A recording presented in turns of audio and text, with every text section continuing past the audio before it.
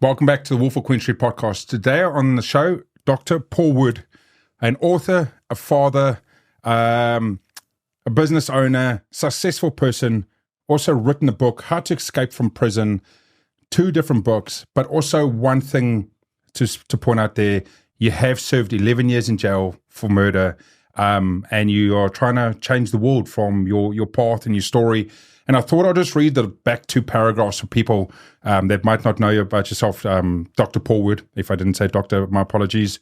At 18, Paul Wood thought he had lost everything. He had committed an act he knew would send him to prison for many years. To a young man like Paul, it might as well have been the rest of his life. Plunged into a nightmarish world of extreme violences, solitary confinement, gang allegiances, drugs, vindictive wardens, and regular stabbings, Paul has spent the next 11 years confined in some of New Zealand's toughest jails, and you've come out of that. And the reason why I wanted to talk to you, and we've been communicating for almost a year to get to this point, is you've gone to one of the darkest places, experienced the darkest things that almost anyone in the world will have, and you've come out the other side, and you're trying to change the world, acknowledging your mistakes, acknowledging the fuck-ups, but going, I'm going to make a difference. And Paul, welcome to the show. Oh, goeiemiddag. Thanks so much, mate. Oh, no, it's so good. You know, like, I was listening to you, and I'm listening to your accent as well, eh? Gets a bit thick. You know, but I love that. I love that goeiemiddag, you know, like Afrikaans is such a guttural language. Yeah, such a thick one. And I tell you why I even know a little bit is because I came across some South African international drug cartel hitmen and heavies when I was in prison. Brilliant. Keep so going. there were a couple of these guys, right? And they were from Joburg, of course, and they were ex-South African Special Forces. Mm-hmm. They got bored. Well, when the apartheid ended, because they were apartheid era Special Forces. Correct. So, of course, when the apartheid ended, they disbanded all of the South African Special Forces. I think the Defence Force more broadly as well. A lot of people, you know, were just gone. Understandable considering how they'd spent a lot of their time prior to that. It was a reset opportunity. But then you had all these guys who had, what is it they say in Taken? I have a very particular skill set, you know, who had a really particular skill set and were now purposeless. Yeah. And they used to be called the Rickies. Yeah, right. Well, check these guys out, right? And they belonged to a Special Forces unit called Crowbar. What's that in Afrikaans? Is it Kufu or something? Yeah, Kufu. Yeah, right, Kufu, okay. yeah. And so these were guys who were notorious during their operation for like having ear necklaces and also as well like they would cut the scrotum off people they'd killed and turn it into tobacco pouches. Or like a little thing to put on the gear shift in your car. Yeah. Like they were hardcore people. Yeah. And it's an interesting one, though, because, you know, these 2 guys who I met, and they were in prison because, again, they'd been involved in some international drug trafficking with New Zealand, where they had come over to collect some money that was owed and ended up stepping into a police operation here, getting arrested, going to prison for a little bit. And the interesting thing is they weren't psychopaths. They were just guys who had followed a particular path and had developed a high level of competency in an area which made them very dangerous, and then didn't have any purpose or direction for that and ended up, you know, going to the dark side. Yep. And I tell you what, I always remember one of the guys who taught me a little bit of Afrikaans said to me, and he goes to me, and, you know, this will be a piss poor attempt at accent, but he goes, I don't care who you are, bro. The first 6 or 7 people you kill, you feel bad. And I just remember listening to that and just going like, my God, these people just come from such a different world. And they used to run a whole lot of security for nightclubs in Joburg. That's part of what their criminal enterprise did. And they would tell me about how what they would do is everyone carries guns, of course, in Johannesburg. And when they go in a nightclub, you have to check your gun in. Yep. And what they would do is they would get some of the more common guns, like Glocks, stuff like that. And when someone would check it in, if it was someone who they knew was quite a regular person who would come back again, they would swap the barrel on it. They would then use that barrel to go out and commit murders and then change it back again when that person would return another time. Hey everyone, sorry for the interruption. Just a quick shout out from our sponsors. My name is Kenyon Clark and I'm the founder of the Duval Group. We are a large-scale property developer, and alongside our property development business, we also have our gym business based in Manukau and with new locations opening soon. We're passionate about serving our community, and we do that through the Duval Foundation, and I hope that we are able to be a voice of encouragement and inspiration for a whole new generation of entrepreneurs. Let's get back to the show. So you'd have these people walking around who forensically, if their guns were ever confiscated or whatever, would have all of these murders associated with them. Which and they did nothing? Which they had done nothing. It was these guys. And I'd hear stories like this and just be like, just mind-blowing. It's crazy. My parents, my mom specifically, ran one of the largest security and cash in transit businesses back in South Africa. So I'm well aware of the Kufuts, these people, their powers and what they do, and the stories. Yeah. One of the, just before we get back on your story, interesting story was, there was a crazy one back in South Africa. There was a private cash movement that had to happen once a week that wasn't never disclosed. It was always, but it was controlled from businesses from location A to location B. It was done on a Friday. Only a handful of people knew about it. So bad. One Friday, a timing mishap happened, and they couldn't get the person to take the transport. So my mom's sitting at work there, and she goes, "Hey, why don't the cash is sitting at her location. I'm just going to drive down the road." It was only like a few kilometers down the road to shift us.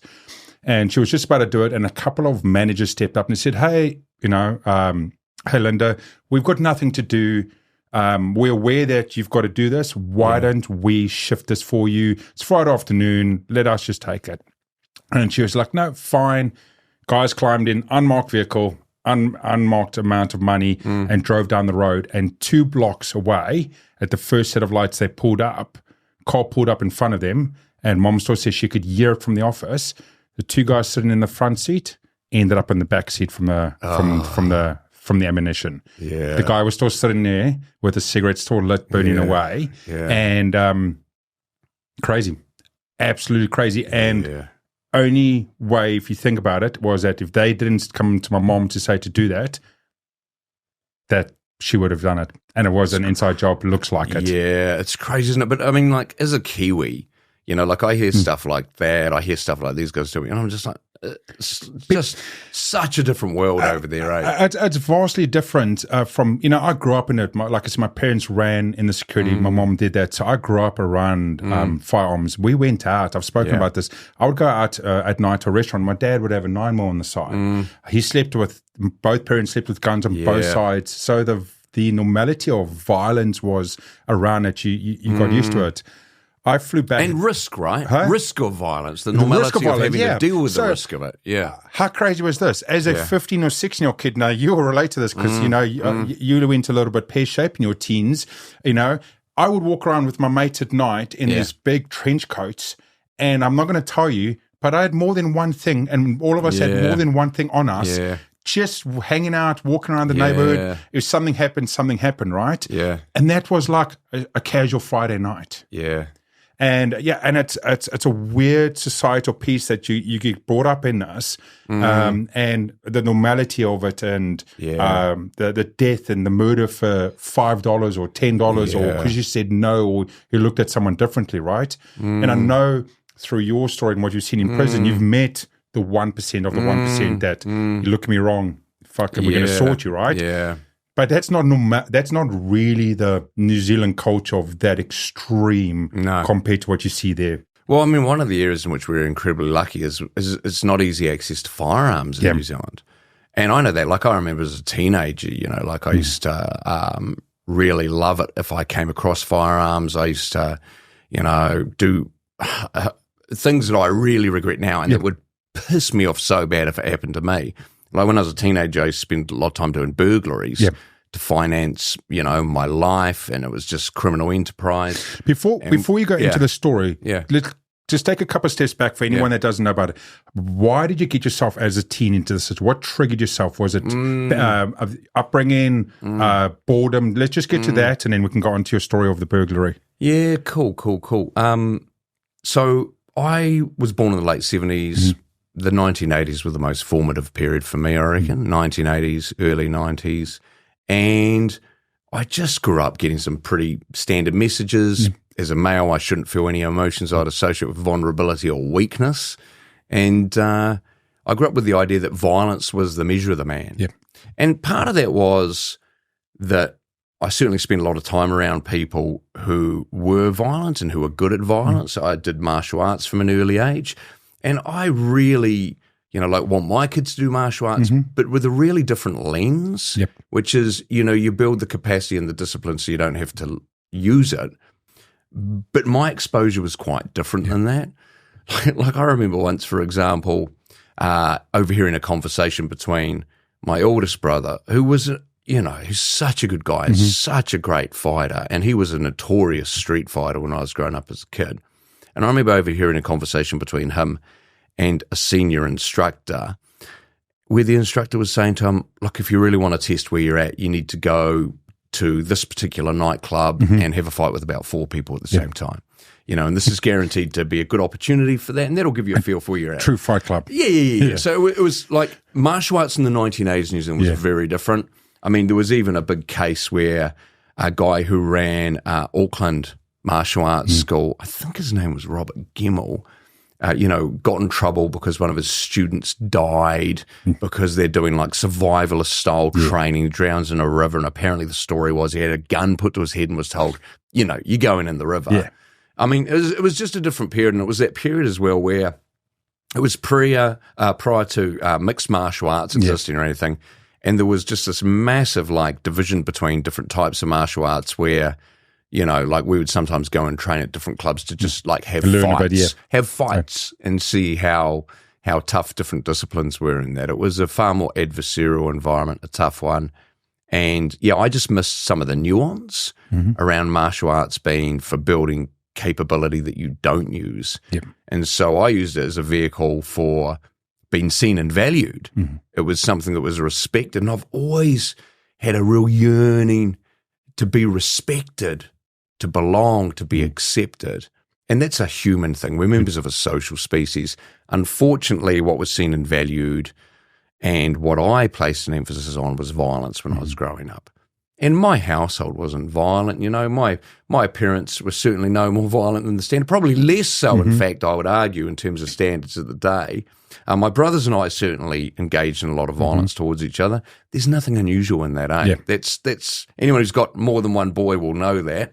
What I would say, though, is that unfortunately in the period, the sort of violence we engaged in was probably a bit different than, say, my 2 boys do. I've got a 9-year-old and a 6-year-old, and they certainly fight with each other heaps. We kick them out of the house like my parents used to do to us. Sometimes you just got to do that. The difference is, though, is that they're also really encouraged to be kind to each other, and they demonstrate a lot of that. In the period in the era I was growing up in, kindness would have been seen as weakness. And empathy, right? Yeah, empathy. What the? That's something that I've had to learn as an adult post-prison is empathy. Because, I was going through all of this, and a lot of the people I associated with were people who were involved in criminal activity, family gang membership, that sort of stuff. And hit my teenage years, got into alcohol and drugs, and people are complex and the world's messy. There's no one simple answer. I mean, like part of it was I start to experience these emotions I don't think I'm supposed to have, right? Like a bit of self-doubt and worry and that, and, you self-medicate. But also another part of it was I was a young man attracted to chaos. It was bloody exciting. All my friends were doing drugs and that. So, hey, risk-taking was part of what I did, so I did that as well. But unfortunately, the choices associated with that just put me into situations where there was greater risk of violence. And, by the time I was 18, I was completely off the rails, very much living a criminal lifestyle. You were addicted to drugs at 18, right? Yeah. I mean, I'd spent my whole life thinking I was going to join the infantry as soon as I was old enough. And I'd actually done the initial enlistment tests for that. But I was also consuming heaps of drugs and engaged in crime. And had I made it through to basic training, that could have been a really different direction in my life. However, in the meantime, I caught up with a drug dealer, which was nothing unusual in that, right? But when I caught up with him, I didn't realize that he was someone who had a really unhealthy interest in adolescent males and sex acts, and he didn't realize that violence was my comfort zone well and truly. One of the things I figured out as well in my adolescence, and it's an interesting one, right? Because I don't want to come across like I was a tough guy. I certainly wasn't, but I was someone who was around a lot of violence, and I was reasonably good at it. And one of the things that I'd learnt, for example, is that, it's the anticipation of getting hit that's worse than getting hit. Correct. Once the adrenaline kicks in and all that sort of stuff, you're all good. Whereas, when you're worrying about it happening, that's when you also have to really sort of deal with the stress and the anxiety. And so I was someone who was used to getting into fights, getting hidings, giving people hidings. So that was my go-to in any type of situation. And also as well, my mum had just died 3 days earlier. And oh my gosh, she was the one soft person in my life. Anchor, right? Yeah. It's an interesting one though, because when I look back on the relationship with her, like she was the one sort of really source of potential softness and support in my life, but I never really sought that from her. She was there and she was a soft influence, but I never really fully utilized that potential support because, again, I didn't think you were supposed to, right? You sort it out yourself. And she dies, and I wasn't dealing with that. Catch up with this guy. He attempts to manipulate the situation for his own ends. I end up killing him. And I just want to be really clear as well that, I went way beyond what was required of me in terms of self-defense, hence the murder conviction. And by the way, I hate even saying that word. It's taken me a long time to even be able to use that word. For years and years, I'd say, I was convicted of killing someone and this sort of stuff. But the reality is I was convicted of murder. And the reason I was convicted of murder is because there was a point where I had defended myself and I could have allowed him to leave my house. And instead, I chose to take actions that, without a shadow of a doubt, were going to end his life. And as a result of that, I was convicted of murder. And it's funny because earlier on when you introduced me as well, you were talking about how I take ownership of stuff. That's been a journey, in terms of that. Oh, hell yeah, because it's exactly the type of situation, and because of the type of offender he was, which is a sexual offender, right? It's so easy to minimize your actions. And for years, people would say to me, prison guards would say to me, oh, hey, good job. I would have done the same thing. I even had a prison psychologist say to me, I've had to work with a lot of people who've been the victims of the guy you killed, and you're better off being in here for killing him than being one of his victims. And the reality is the people who share that stuff believe that stuff. And I understand those perceptions, but they weren't perceptions that helped me take ownership of my actions.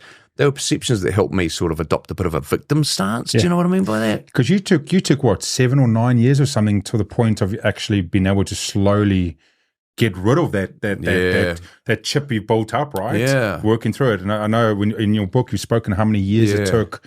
You were enjoying the roller coaster of prison for the first 5 years or something, the ups and downs and all the stuff, because you hadn't been learned all the right ways or what the right ways could be, right? But also I was 18, you know what I mean? I was 18. I was still just using drugs to not have to deal with reality. And also as well, again, it's easier to feel like you're the victim rather than take ownership for your actions, right? But it's the most disempowered position you can possibly be in life. One of the things I've really learned is no matter what the circumstances, no matter what happens, the most empowered thing you can possibly do is go, what's my role in this and what are the steps I can take now that take me out the other side? Look, the reality is I made all of the choices that put myself into that situation that day. And I made all of the choices that earned me my place in the New Zealand prison system. Now, if I don't see it in that way, and if I go, oh no, gosh, it was the circumstances or it was this or that, then it's kind of like I'm just cast adrift in life and I just have to hope that things go well. Whereas when I'm in a position to go, no matter what's happened, no matter where I am, I can make choices that create the opportunity for a better future, and I can own the steps that I've taken that have led me here. That's what real freedom is about, right? So I'm going to ask you an asshole question. Oh, now I'm excited. Yeah. I'm going to ask you the one question, and it can be taken either the right or wrong way. From your perspective, then and now, did he deserve it? This is the challenge, right? is that I am someone who, had I been the person who had died that day, would have deserved it. Yep. Okay. I wasn't doing anything positive with my life. I wasn't doing anything which had any kind of positive impact on other people, quite the opposite. However, I have had the opportunity to reflect on the error of my ways and change my behavior, where now I really try to make a positive contribution. Did he deserve it in that moment? You can say yes, but the problem is that fails to capture the complexity of a person's ability to change. Correct. And so, did he deserve in the moment? Okay, you can say yes to that. But did he deserve to never have the opportunity to reflect on his behavior and change? I don't think he deserved that. Yeah. Does that make sense? 100%. So, I'm conflicted, right? Yeah. I knew you would be. It's not an easy. It's not an easy question. But that's real. Yeah. That's real. It's like, and a lot of the time I say, look, I really regret what I did and the damage it caused. I really regret killing him, and I do regret that. I regret depriving him of that opportunity. However, I can only live my life looking forward. Correct. Right? I love this quote. I remember coming across this quote when I was in prison. I read heaps of philosophy when I was in prison once I started to educate myself. And it's a quote from the Dutch philosopher Kierkegaard, and he says, life can only be understood looking backwards, but can only be lived looking forwards. And so for me, the most sincere thing I can do in terms of the regret I have around previous actions that have hurt people is through my behavior today, how I live my life today, and that's all I can hope to be judged by. Yeah, so true. So you get found guilty, you go to jail. Everyone thinks you go to jail, you sit in a box and you stay in a box and rot away for whatever period of time you get sent to jail, right? And you'll come out and it'll be all fine, and you don't have the normality. I say this over the satire, right? Normality, and you're just going to struggle to get back into society, especially New Zealand, where we're such a free and great country. Yeah. And then you go through your book and you go, what the fuck? And the stories and the shit that is happening, and Crash. I know you love talking about Crash, and the weapons that are unlimitless, and the violence, the drugs and stuff. I know. Talk me through some of that people might not realize, that we've put people away, but there's almost more chaos. In this controlled, supposed environment than there is out on the streets. Yeah, I mean. But how can we be surprised by it if we actually stop for a second to think about what we're doing? We're creating an environment where we're going to put together all of the people who've been shown that they can't comply with society's norms and laws. Let's put them all together, and then what we're going to expect that's not going to magnify? It's a crazy idea. One of the things we know from one of the longest-running longitudinal studies into human behavior in the world, the Dunedin study, the Otago study, is that one of the things that we can do if we really want to prolong criminal offending in young people is expose them to prison. Putting people in prison makes it more likely they will carry on in criminal enterprise and activity. Doesn't shorten the duration of it. And part of that, from my perspective, is because we're members of a social species and we're contaminated by other people. I really think that we don't realize just how much we are influenced by other people in situations we find ourselves in. I think it's very easy, if your circumstances are reasonably good and reasonably functional, to be of the attitude that, I wouldn't do that. That wouldn't be the case with me. Whereas actually the vast majority of us, our behavior is really strongly influenced by the circumstances we're in, what the social norms are. And in prison, the norms are really distorted. What's considered to be the behavior of an upstanding citizen and member of that community is the completely opposite of what you'd want in actual society. Like in prison, you talk about people having form. Now, the original word form, its origins are from people's files, and it comes out of the UK, right? It's like if you've got form, you've got a really thick file of previous offences and the rest of it. But the way it's used basically is to say someone's got character. They're like a stand-up person. And the way it's used in prison is to say someone's got form is basically to say that if they are in any way disrespected, that will be met with violence, and they will escalate the level of violence required to whatever it is to dominate, that they will retaliate, that they will seek revenge, and that they will keep quiet, that they won't inform or involve the staff at all. And that's considered like the aspiration. That's reputationally like a really favourable That's like calling thing. someone a GC, right? It's Yeah, and that's not the person I want moving in next door to me. You know what I mean? And I think that's one of the ironies, is like, you know, like the benchmarks are so different. 100%. It's so interesting too, like the prison abolitionist movement, you know, which is this whole get rid of prisons. I tell you this right now, we want to absolutely minimize how many people we put in prison who don't need to be there. Community-based sentences are more effective for young people in terms of turning them away from crime. We know this, the research is strong. We don't want to put them there unnecessarily. But anyone who believes in that has not been around some of the people I've been around in terms of entirely getting rid of prisons. There are some people, and it is a minority even in the prison environment, but there are some people who just for the protection of all of us, you know, really need to be removed from society. Now, what that might look like, hey, the prison is containment. It's certainly not reducing the likelihood of reoffending by giving people the skills or the knowledge they need. In New Zealand, we have some small pockets of that goes on that's fantastic, but it's not the norm. It's not resource. It's not the priority. But there are definitely some people I don't want in my neighbourhood. Absolutely not. But then there's the majority of people who are like me, who, if you can change their mindset and perspective around what's possible for them, what's possible to get out of life, and you can support that, you can encourage that and provide the right opportunities and steps forward, you know, will become positive contributing members of society. Yeah. Do you think people, I know I've looked from the outside in, a lot of people say if you go into prison, do you think a normal person can go in prison and not be affected? Can you hide enough, or they won't allow you to? No, I mean, it's interesting, right? Like when I went to prison, like what I did is not the same as the advice I'd give other people going into prison. Like, so say, for example, if I was talking to someone who was going into prison now, one of the things I'd say is go sign on segregation. Just keep your head down. Don't worry about anyone else, no one else's opinion. You just do everything you can so that you're in the best possible position to get your life back on track when you leave. This is just a chapter. You just need to keep your head down and try and make that time worthwhile for you. That would be the advice I'd provide. When I went into prison, I was like, there's no way I'd go on segregation. That's where the scumbags are. That's where the child molesters are. That's where the police informants are. That was my attitude.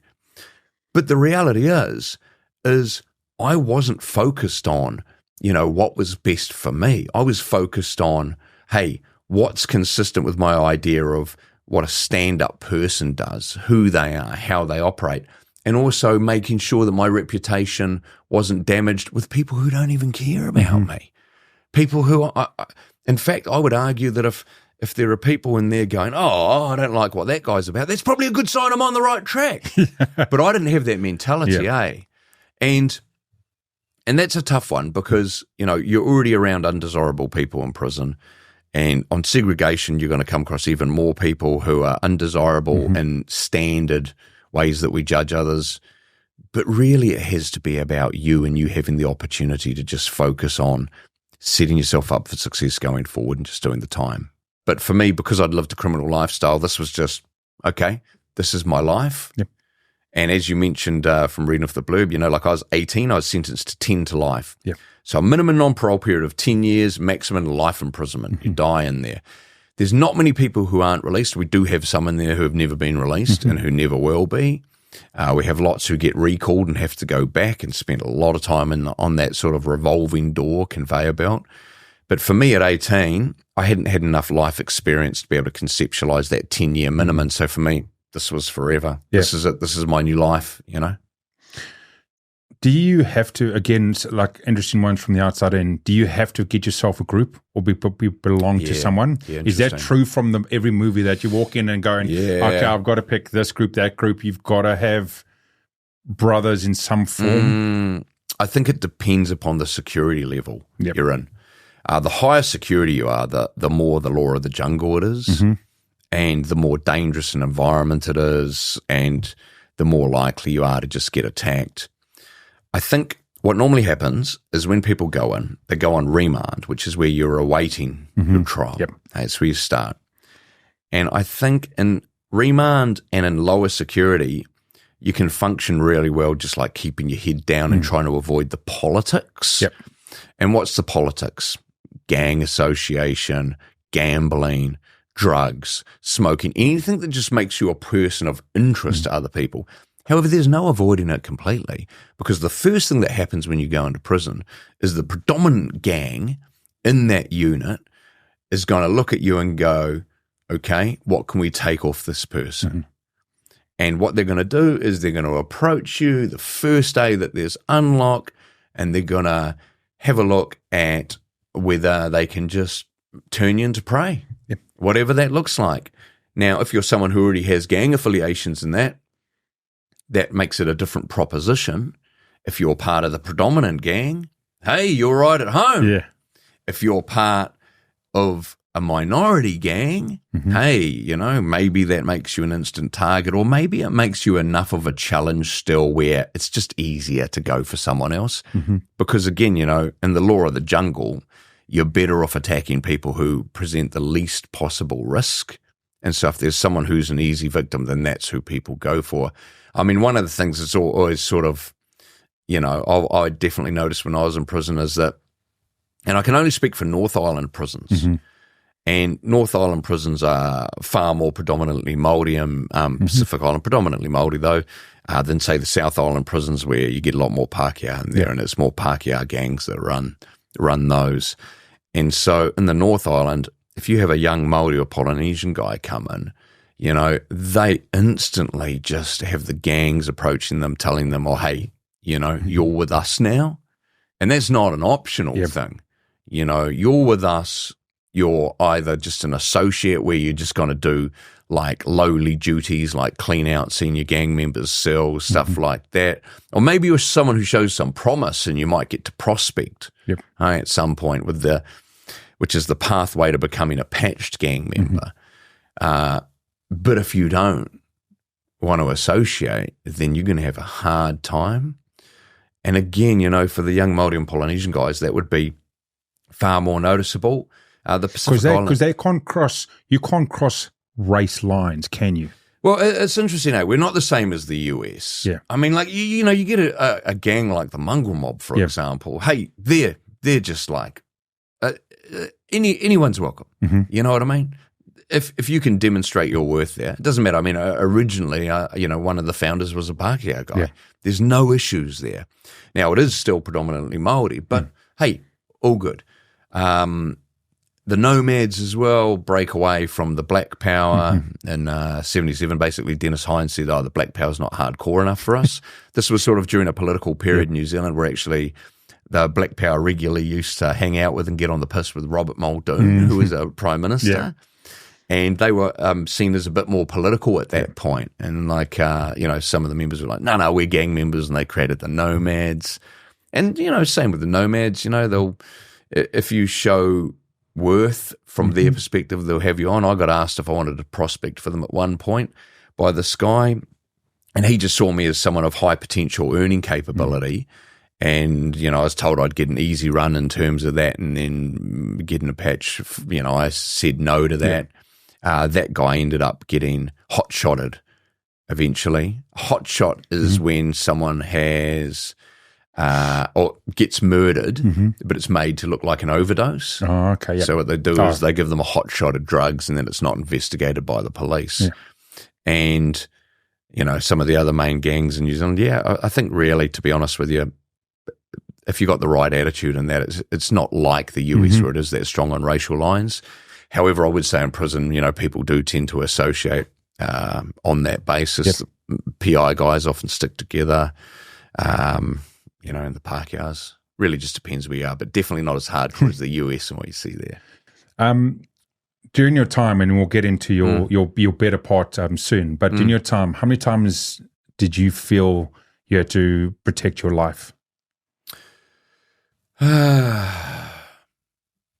It's a really hard one to gauge, eh? I mean, like an easier one to gauge would be to go, you know, how much of the time did I feel I was at risk or under threat? And which I would say was just like a constant thing. Mm-hmm. It's interesting, like you were talking about growing up in an environment where there's just a greater potential for high stakes violence. Correct. And prison environments like that, right? And, you know, you're constantly at risk because it's not just about what you have done, it's also about having to deal with the unpredictable attacks of other people who have mental health issues. Yeah. A lot of people who end up in prison, majority alcohol and drug issues, but heaps of people who end up there as well have comorbidity with other mental health problems going on. And if people get the idea that you've done something to slight them, to disrespect them, or even just that they need a vehicle for their aggression, you can end up attacked for no apparent reason. You know, and that's definitely something that happened to me on multiple occasions. Also as well, you know, like I was attacked sometimes on the basis of being Pākehā in prison. Yep. And I think that was more a thing where just, you know, people were pissed off with guards or with the system and that, and I was just seen as someone who could be, I don't know, a representation of some of that system and was a focus of some of that aggression. Take me through the sort of the movement and change, right? So you get in there, you're 18. There's still drugs, violence, all the rest of it.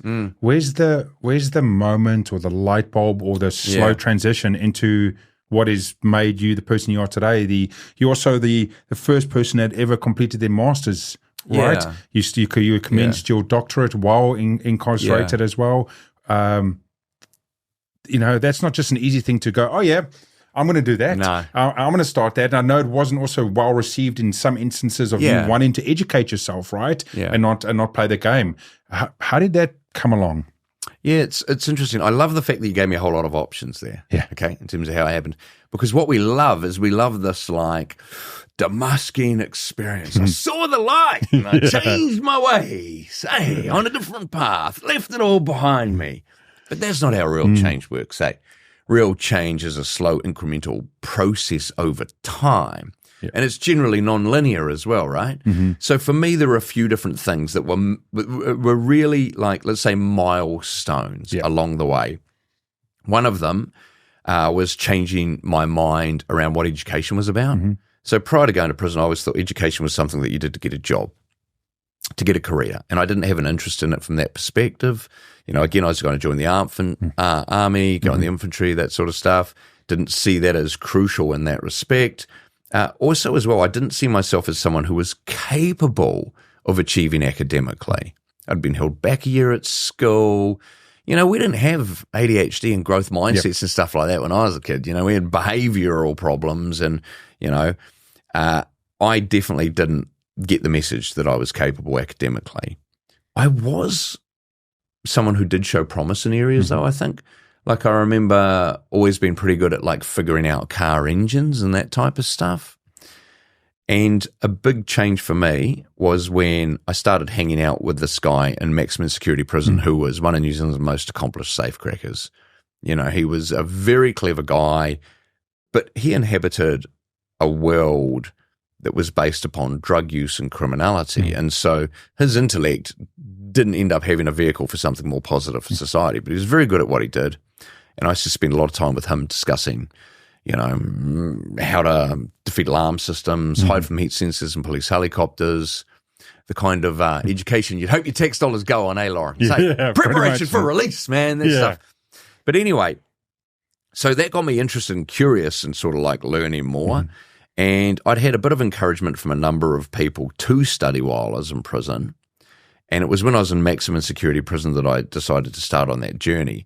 And initially I was going to do a legal executive course so that I could be a more effective bush lawyer. One of the things I'd learned in prison, I actually really learned this from this mongrel mob member called Yogi, who was serving 19 years at the time for multiple armed robberies and escapes. And geez, he was a clever guy. But, you know, again, like so many people, his intellect and his energy had been focused on what he knew from his life experiences, which was crime. But he was someone who had told me, hey, man, you got to learn all the rules. You got to learn all of the legislation, all the rules, so that you can manage your life better in here, because the guards will regularly try and do things which actually they're not allowed to do. And if you know all the rules in that, then you can use their own tools against them and you'll have a far easier time. And so I had taken that on board and I'd started learning the prison regulations and the rest of it. And I thought in line with that, doing a legal executive course would be quite good. I couldn't get into that though. And I ended up being able to study psychology through Massey University. And there's no way I was doing it with the intent of doing a degree. That would have been way beyond me. But I enrolled in a couple of papers because I thought it would be like mind reading that I would learn. That's what I thought psychology was. I had like a Hollywood idea of it. And I only enrolled in Massey because they were the only people who offered it from a distance. And I did a couple of papers. And through the process of studying through them, I realized that my brain was like the rest of my body. The more I exercised it, the stronger it got, the easier it was to use. And I ended up passing those first two papers. When I passed them, I was in a punishment block for drug users at the time. So what they used to do is it used to get urine tests. If you come back with a positive or you get caught with drug paraphernalia or anything like that, you'd get a strike. And third-time drug users, three-strike offenders would get kicked out of that prison to a punishment block in a different prison. And that's where I was. And I had lots of people around me who were representations of what my future could look like if I carried on down that path. And so I knew what it could look like. And I just passed these papers and they made me realize, I could actually get out of here with something worthwhile if I devote my time to this. And I hadn't really had a massive amount of experience in my life of succeeding in areas that I could be proud of publicly. Like with my criminality when I was young, I'd do things that would get respect with my friends, but that was still secret stuff that I knew would get me in trouble if other people knew it, right? Whereas that was my first sort of experience of like, achieving academically, passing these papers where I was like, I'm proud of this. And other people can know about this. And it doesn't have to be something I can keep secret. And I love that. I love that feeling of pride. And it was something I wanted to pursue more. And so I carried on down that path. But again, it wasn't straightforward, man. It was slow, it was incremental. And the more I studied, the more my world broke open. The original word for educate means to lead out of the darkness of your own ignorance. That's what it did for me. And I tell you what, people who inhabit that environment, stay in that environment, are generally people who come from really small worlds. Education made me realize I was just capable of so much more. There was so much more interesting stuff out there I could do. That's so powerful. And so you went through, you got your degree, psychology, you did your master's, and then you started on your doctorate for social, I can't remember what did you do your doctorate on? Psychology as well. And the area I focused on was in individual differences, how we differ from each other as people in terms of personality, ability to cope with stress, intelligence, stuff like that. And you finished that once you came out, right? Because you left prison and stuff. One thing I want to get into just for a couple of minutes is talk me through. You've spent 10 years, 10 months, and 2 days, right? I'm close there. I think I am. Yeah. I'm almost right there. Were you prepared to come into society? I don't think you can be prepared. Did the prison system think about it or facilitate it? Absolutely. So for someone like myself who serves a really long period of time, they don't just drop you out the gate. You have to do reintegrative paroles first.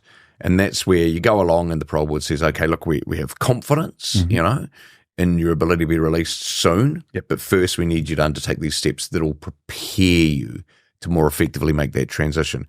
So I used to do things like I was moved into self-care, which we have in some of the prisons in New Zealand. We don't have enough of it, but we do have it in some places, and that's where you have to cook for yourself and clean for yourself and that, which are valuable skills, when you're released, but also as well you get taken to the supermarket to go and do the groceries, supervise, that sort of stuff. And then you'd start off getting small leaves of maybe like 2 hours, 4 hours, and then, up to sort of like 72 hours was the longest ones you'd end up getting once you'd built up to those. And those help prepare you for release. I'll tell you what, man, I used to hate those. They were such an interesting thing. I hated them in the sense that I so loved them and looked forward to them. And I'd go on these leaves and I'd get this taste of what freedom would be like, but then I'd have to come back to prison. Yeah. And it sucked so bad. The emotional drop from that, right? Yeah, man. That's why like a lot of people choose just not to have any visits or anything when they're in prison. And that's just because it hurts emotionally. It's hard emotionally to be reminded of what you're missing. Sometimes it's easier to just cut that stuff off and to just, focus on getting through. But yeah, they prepare you for release in that way. One of the ironies here is that can only happen if you're low enough security. Yep. So if you're really high security, then you won't get any of that preparation for release stuff. If you're really high security, you also won't get the opportunity to do any of the reintegrative programs that they offer in prison because you're considered to be too low a likelihood of success. And so the most dangerous people are the people who end up with the greatest chance of reoffending because they just get dropped out the gate. Yeah. That's crazy. And then they wonder why people are just coming back from that. So you obviously get back yourself into society, and it's been a good few years from that point to where you are now, right? That one of New Zealand's top keynote speakers, a psychologist in the country that's going around and discussing this. I know you're very close with working with the prisons and going back and speaking to the prisoners. And I know from doing research, you spoke about an example where you spoke to real estate agents the one day and the prisoners the next day, right? Yeah, and, man. All the Rolexes at the Royal Yacht Club and then maximum security prison. Yeah. So what's the vision? What's the drive for you that has been the last period of time and going forward? What is what you're trying to do to the world now? Yeah, it's interesting. There's still uncertainty there on my part in terms of what I really want to aim for at the moment. I think what really motivates me is feeling that I am having a positive impact on other people. That's very motivational. And I hear that enough. I get that enough to feel motivated to carry on doing what I'm doing. Also as well, man, like the pursuit of mastery and getting good at what you do and feeling that you're playing to strengths, those are great things, whatever the vehicle for that is. So for me, I'm lucky in the sense that doing a keynote at a conference, man, I don't want to shock you this early into our relationship, okay? But I'm a show pony on the loose, man. I love that. I'm a really extroverted person. I find it really stimulating being in that environment.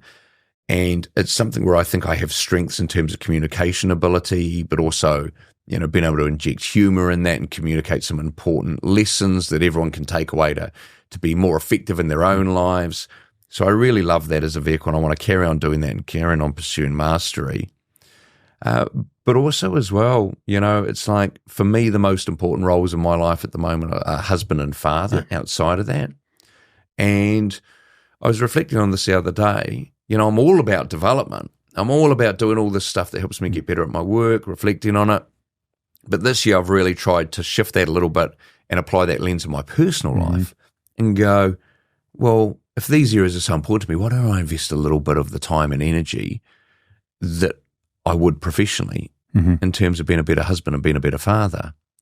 Now, I'm starting from a pretty low base rate there in terms of room for growth. Nothing but green fields ahead of me, opportunities for growth. But so actually that's a big focus for me at the moment. It's really motivational, is being more conscious and deliberate about getting better in those roles. It is true. And the wife taking you out for more runs. Because she enjoys her runs, doesn't she? Well, she's a mountain bike rider. She's a good runner. I mean, her aunt was an Olympic medalist in marathon. The whole family's nuts. But they really are, man. You just I love it that you saying, I've married into a family where you just cannot not feel like a slouch. Do you know what I mean? Like I used to think I was pretty fit until I started dating her. And now, she's an elite athlete. She, we've just gone back from Europe where she's been racing in the World Cup series and cross-country mountain bike riding. And, anyone who's there, to qualify to get there is just mind-blowing. She'd be one of the only riders who's not on a professional team. Everyone else is Olympic ring tattoos and national champions on pro teams and that. My wife is the only one who's there who's not on a pro team and is the only mum racing in that category A. she is an absolute beast, and I say that in the best way possible. She's very inspiring for me because I look at how much work she puts into being that good. And anyone who's been around elite athletes, geez, if you get to see how the sausage is made, you're under no illusion about the work that goes into that. Like, it is not uncommon for me to see her after training rides lying on the ground crying because she's in so much pain because of what she's just put herself through. That sort of level, being around that, man, is just like very inspiring. I consider my kids to be incredibly lucky to have a mum like that. So I'm kind of like the soft person in the relationship. But it's good, yeah. It means I stay motivated to, keep out doing those little runs and that. When she is going for a run, I can sort of tag along a little bit. I've got an e-bike now, though, bro. She got me an e-bike for my birthday. Literally, it's the only way I can keep up. It's the only way it's possible to keep up. Oh, that's crazy. But look, Paul, as we're getting into the show, there's so much more to your story. We didn't touch on about your dad and everything he did for you. And there's a reason why I left a few things out. Anyone that's still watching and listening at the moment is to go and find your book on Audible or just down at Whitcourse and have a read of it. Story about your dad, how he supported you was inspiring. Story about yourself, your wife at the moment, and everything else. And something else that I know it's important to you, and I'm not saying it's cheesy, but something I know that's close to your heart is your mom would be proud of what you've done and what you're trying to do. And that's one of the biggest things of why I spent a year to have a sit and have a discussion with you, because we are both trying to change the world. And we've both come from different situations and we're trying to make a difference. And Paul, I thank you so much for that opportunity, man. I really appreciate it, Lawrence. And is there anything else as we sort of end off today that you want to leave the audience with? Any 100%. thoughts? 100%. I didn't discuss any of the stuff I planned on discussing today. I think what's really, really important is that we do think about who do we actually want to grow into as a person, and we recognize that that's the journey. And we focus on the verbs. What are the actions we can take? What are the things that we can practice that will actually bring us closer towards being that person? None of us is a fixed entity. I used to think I was a certain type of person and that's it. Biggest change I made is realizing I could become whoever I was prepared to work hard enough to become. And that's a really important message. If you're prepared to do the work over time, you can grow into whoever you want to be. But also as well, no one's sitting at the top of their mountain. It's an ongoing life journey. Totally is, Paul. And again, thank you so much for the opportunity and sharing your message out there. And it's powerful. I love it. One final little joke about it. I got through your book through Audible, even though I've got the physical and I was listening one day. My daughter jumped into the car and then she said, and she goes, "Oh, you listened to the book again?" And I'm like, "Yeah." And then she read it and goes, "How to Escape from Prison." Right? There's the book name right there. And she looked at me and she goes, "Dad, what are you reading? Why are you trying to figure out how to escape from prison?" So she had a lot of questions to ask me why I'm listening to it. And I said, "No, this is the story. This is what it's about and everything else." And then I said to her just a couple of days ago, "Oh, remember that book you found out? I'm going to go and speak to the guy whose book is in his story." And she still gave me that weird look like, you're up to something. There's something there that, you're not telling me about. But Paul, thanks so much for that. And to everyone else, again, as always, thanks for coming over to the Wolf of Queen Street podcast. Hope there's something from today's story, from Paul's story, about overcoming adversity, overcoming challenges that we might have stumbled or found ourselves in, and to learn and inspire to become better. As I always say at the end of the show, I don't care about the likes or the subscribes or the shares. I care about you taking something that could resonate with yourself or resonate with someone else. I always make the joke, tell a friend that needs the help that you found the funniest video ever and share them my video. And maybe then they'll stumble on and make that difference. But thanks for coming over to the show. And as always, hope to see you again.